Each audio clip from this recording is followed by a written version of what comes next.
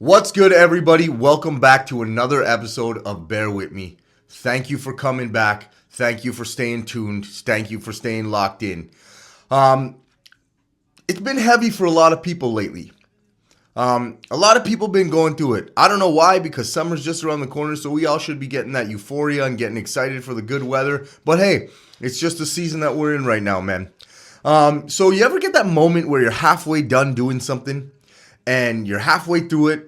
Could be the gym grind, could be building your business, could be working on healing your body. And then you ask yourself, like, what the hell am I doing this? Like, why am I even doing it? And typically, most of the time, that's where people fold. But what if I told you that's where the actual shift happens? So, in today's episode, I want to be talking about persistence, and not the sexy kind. I want to be talking about the repetitive, the lonely, the spiritual kind, the kind that builds men in silence. So I want to dive into what staying the course actually does to the brain, your spirit, your identity, and why God, the universe, or whatever it is you believe in, doesn't bless half-ass effort. All right? So, as per usual, before we get started, I'm going to have to ask y'all, bear with me. All right, so this episode's going to be for a lot for those guys who are sick and tired of quitting and sick and tired of kind of getting halfway through something and then realizing that they don't even know why they're doing it or what they're doing, or they're getting discouraged and they quit. And let's start off by talking about persistence. I mean, in reality, persistence is a pretty sacred act. And I don't think that discipline, it's not just mental. Yeah, a huge component of it is mental. It's being able to wake up in the morning and tell yourself, like, yo, like, I'm getting this done, and sticking to your guns and going to get it and push through those doubts and those thoughts. That is a huge part of discipline, but it's also spiritual as well. Because every time you show up, despite the doubt, despite you telling yourself, oh, I don't want to do it, I can't do it, this isn't for me, the fear, the fatigue, every time you push through that, you align yourself closer with your higher self. Because at the end of the day, that's you chasing your higher purpose and going for what you believe in and what you feel is right for you in your core. So when you wake up in the morning, like some of the practices I've heard of people doing and that actually have worked for me in the past is like, give yourself that countdown. Don't give yourself an opt-out. You give yourself 5 seconds. That's it. After that 5 seconds, you are up. If you can't wake up in the morning, when you're waking up, that alarm goes off, you stop it, you count down from 5, 5, 4, 3, 2, 1, and you are up. It is a new day. You are blessed to be here. Let's go get it. And I mean, that's the first step. That's the first part of discipline. That's the first thing. Right when you wake up in the morning, do you hit snooze? Are you chilling? Or are you getting after it and getting what's yours? And I think when you start doing that, and when you actually set yourself a routine and a schedule, and I've also talked about this in the past of having your non-negotiables. I think when you set those up and you make sure that you are not negotiating with yourself and you make a deal with yourself that you're doing something, I think that routine helps put you in the space to feel your purpose and to feel that what you're doing is on track and what you're doing is right. Because every day you're getting little wins throughout the day because you're ticking off everything that you said you were going to get done. And when you're disciplined enough to do that, again, you're going to align yourself with your higher self and really be able to ascend to where you need to be, right? And that goes with what I was saying last time with neuroplasticity, right? Every time that you push yourself through that discipline, every time you push yourself through that uncomfortable situation, you're rewiring and recarving neural pathways for your brain to be able to do that and be more resilient. So it also gives you purpose. It gives you, like, every single day, your purpose is what you should be living for, right? And, like, when you repeat an intentional action, literally, it reshapes your brain, literally.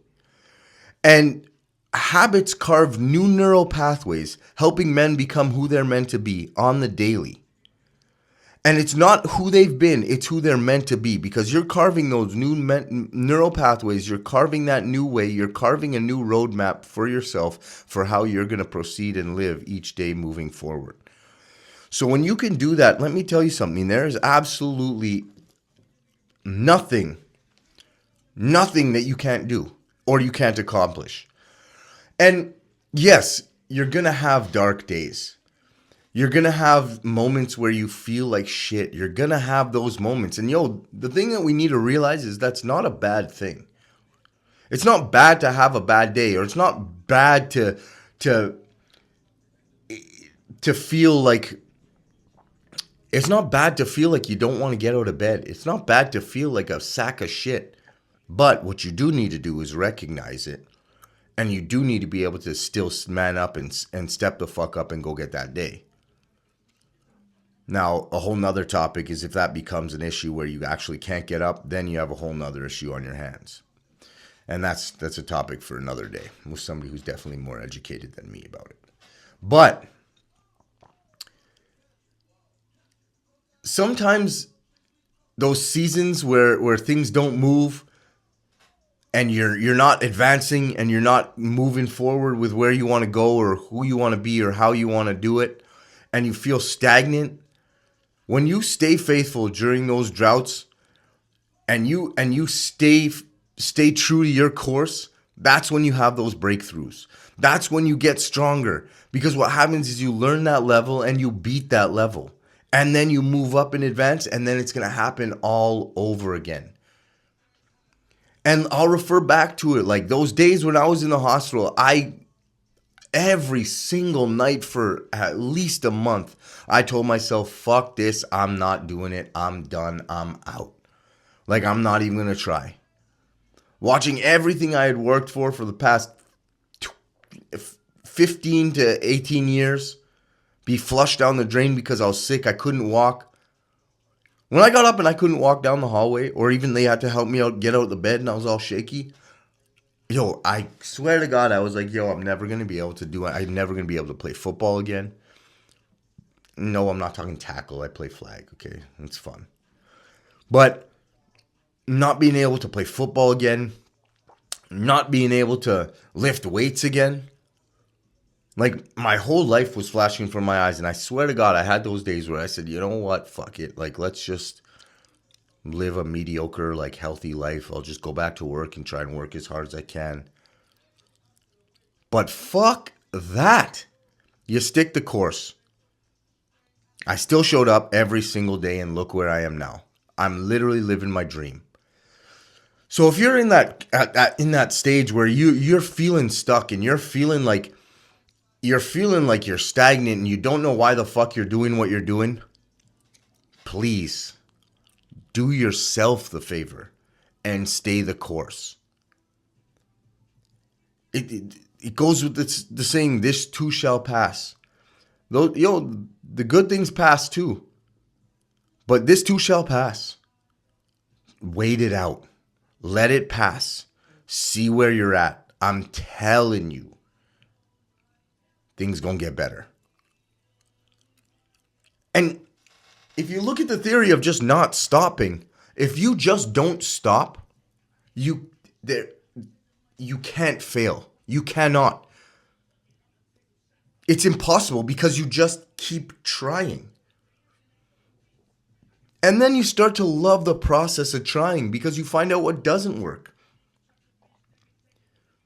It's crazy. A lot of the people that aren't afraid of failing are the people that have failed the most. And they're also the most successful people. You think all these people who are successful, all these people who are great, all these people who have done miraculous things, you think they haven't failed 1,000,000 times? They have failed 1,000,000 times, but they just kept trying and trying and trying and trying. And one day, that shit pops off.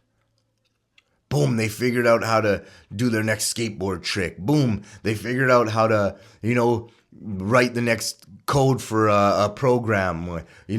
Figured out the next pop-in workout. Figured out the next meal prep hack. Because they keep trying it. Right? figured out that next lyric they were trying to figure out for a song because they kept trying stuff and failed at it. And they weren't afraid to fail at it because it's a lesson. It's something, it's a learning experience. We've gotten so caught up with this mentality that we're so scared of failure all the time. What are you scared of? If you look at it, there really is no ramifications for failing, like negative ones. All you do is learn. You just learn what to do next. You learn how to move like a little bit better.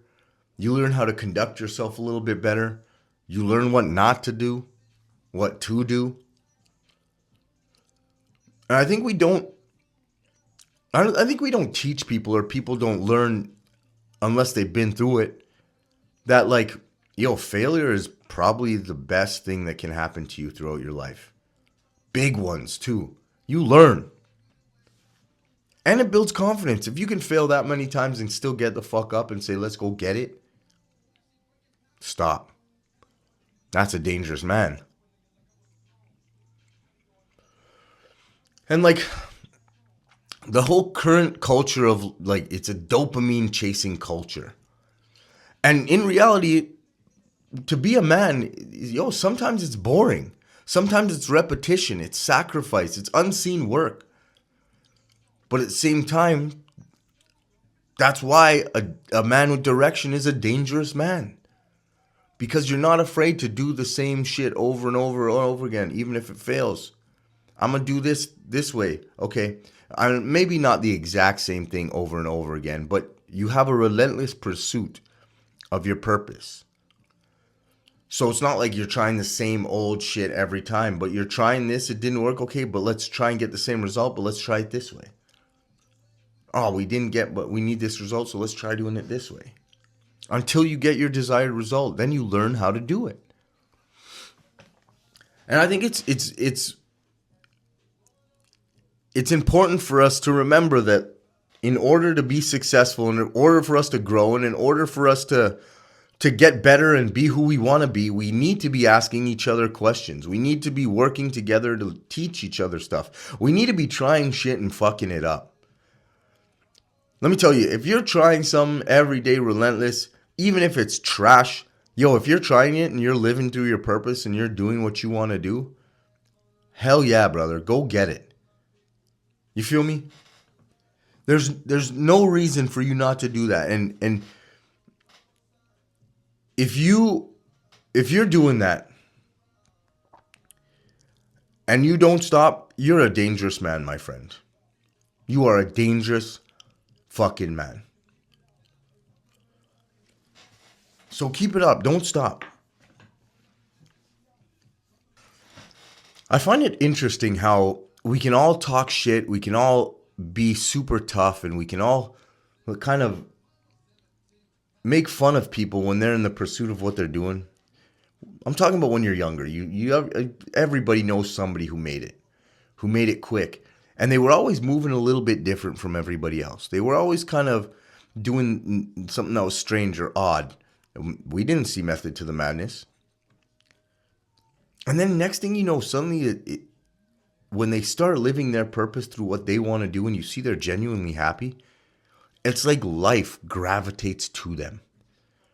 And it becomes effortless because you're just living this experience, which is, again, what we're all here to do. And to get to that point, I think it's such a fun process. It really is. If you think about all the things we get to experience, all the things we get to see, and all the things we get to do, if you can take that in on your journey in whatever the fuck it is you're doing, be it in your relationship, be it in business, be it in like a sport, anything you do, if you can find true happiness and purpose in it, and you can live through that, I'm telling you, you're never going to miss a day in your life. And if that doesn't make sense to people, I mean, if you take in everything when you're old and your body's shot, you're going to look back and you're going to say, man, I got no regrets, which you shouldn't anyways, but that's a conversation for another time. You'll have no regrets because you lived what you wanted to do. And that comes with stop fearing the stop fearing what other people think. Stop fearing anything. Because at the end of the day, I think what a lot of things cause us to fear, I think it's the fear of mortality. At the end of the day, it all boils down to what are people going to think of me, and then like, what's my legacy going to be when I'm dead? Because then you're gone, and you don't get a chance to fix it. You can't move forward. You can't do what you want to do. You can't do nothing. And it's like, well, when you kind of stop fearing death because you've done everything you can, it kind of hits different. Alex Hermosi says it. He says, like, every time I do something, I'm fully confident in doing it, and I know I can get it done, or I've done my best because I know that I've left no stone unturned. I've done the maximum amount of work I can do on this project or whatever he's doing, that if it doesn't work out, he can say, okay, back to the drawing board. It wasn't that I didn't do enough. It's that it wasn't the right formula. And that hits. And it's true. If you live for your purpose and you live,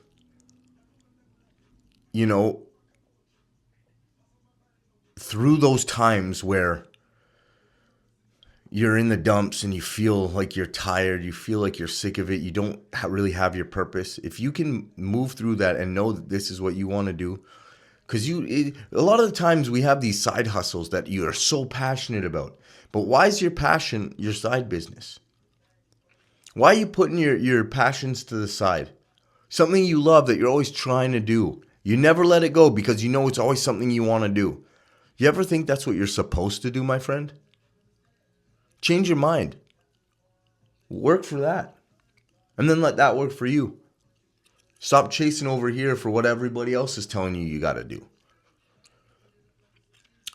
So, and every time you work through those, your brain gets smarter, you get better, you get closer with your higher self, you're living a happier life. And I'm telling you, everything starts to fall into place. And then we can do what we really should be doing and appreciating this life that we have, this beautiful earth and everything around us. Right? So I guess I'll leave you with a little bit of encouragement to stay the course. Do it for one more day. Don't give up just yet, because when you get through that, that's when the breakthrough happens. I'm not saying it's going to be a day. I'm not saying it's going to be 2 days. It could be years. But push through it. And that's when your breakthrough is going to come. And that's when everything's going to fall into place. And that's when you will be living the life you're supposed to live, that you know you should be living. So stay the course. You're doing great. Don't give up. And for any of you out there who's saying, hey, you know what? This morning I was tired. This morning I was beat up. This morning I was done. And you pushed through it. Well, guess what? This is your sign. You did the right thing. So keep powering through it. Keep going to get it. And let's do what we do best and live authentically to who we truly are. Chin up, chest out. It's 2025. You know what it is. Thank you for bearing with me.